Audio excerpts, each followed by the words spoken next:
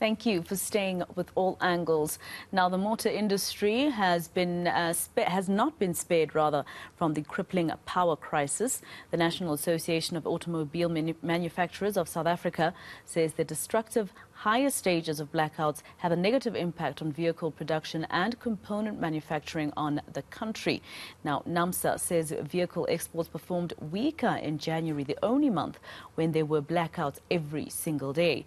The association is in favor of the proposed state of disaster on Eskom and is calling for this to happen urgently. I am now joined by Mikel Mabasa. He's the National Association of Automobile Manufacturers of South Africa's CEO. Mr. Mabasa, thank you very much for your time here on eNCA. I don't know if you're able to tell me a number in terms of how much you've lost in production just this month alone or last month alone. Hi, Maseko, good to see you. We're still counting the cost. So we're still looking at all the seven companies that are currently manufacturing both passenger and light commercial vehicles in the country. And we're also speaking to our heavy commercial vehicle manufacturers, because we recall, Maseko, that we've got 15 heavy commercial vehicle assemblers in South Africa. And we are currently now talking to each one of them so that we can be able to better quantify the impact of load shedding on their businesses. We also reached out also to some of our component manufacturers who are manufacturing components which are obviously very, very critical and mission critical for the assembly of our vehicles. And we are also talking to them to also understand the impact on their side so that we can really be able to come back with a much more quantified number in relation to the impact of load shedding in the last month. I can imagine how upset some of your customers are then, because if it's making production slow, it means if there are orders for parts, panel beaters are having to wait for you for longer periods. Yeah, absolutely. So, when you manufacture a vehicle, you need 100% of your components to be in that vehicle.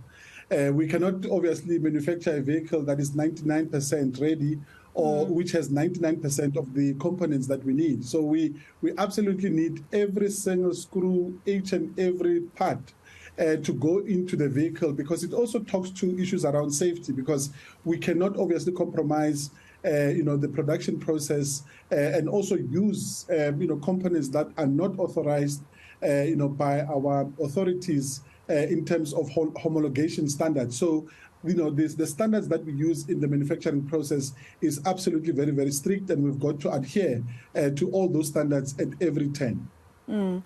Just tell me something, Mr. Mabasa. In terms of the South African, Statistics SA, last year during the fourth quarter, they released an improvement in South Africa's unemployment rate, right, or employment rate. They released an improvement, and they mentioned that manufacturers were the largest contributors to the number of people who were employed. Is the load shedding that we're experiencing now going to derail that progress?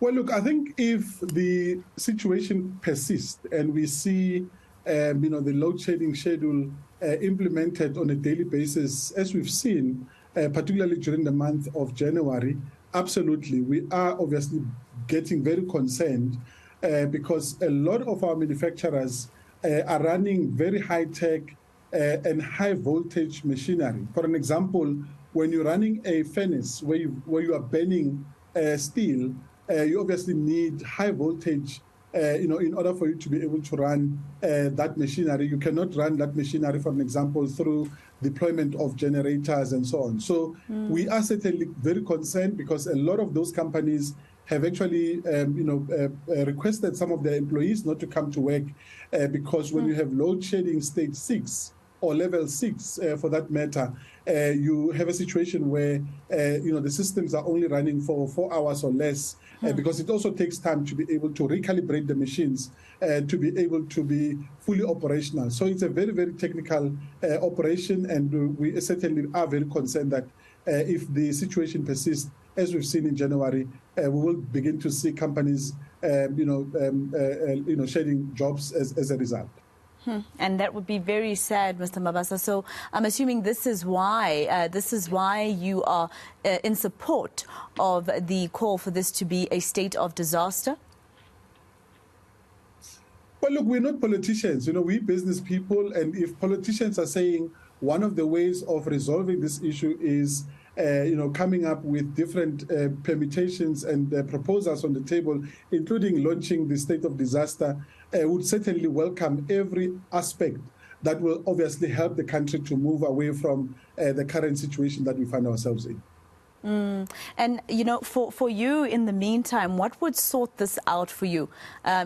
Besides the fact that we all as South Africans want load shedding to come to an end, there are political parties and civil society organizations that have taken Eskom to court even to say that they must, give us electricity. It's their constitutional mandate.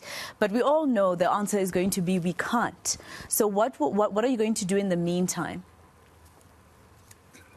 Well, look, I think in the meantime, we are obviously talking to a number of local municipalities. We are having some very compelling and obviously very intense conversations to see where we can be able to grant, particularly those mission-critical manufacturers, exemptions, from load shedding, or at least to come to an arrangement where we can be able to preempt, and have a schedule that will help us to be able to drive component manufacturing at a particular given time, and then we can get a switch off at a particular given time. So we are having some conversations, and we are also encouraging, and I think a lot of our manufacturers are also now accelerating their alternative power supply options very, very quickly, so that they can be able to really, reduce their dependence on the national grid much quicker than we had anticipated. So we're not sitting back. We are certainly engaging and looking at different alternatives to really help us to be able to manage the situation, because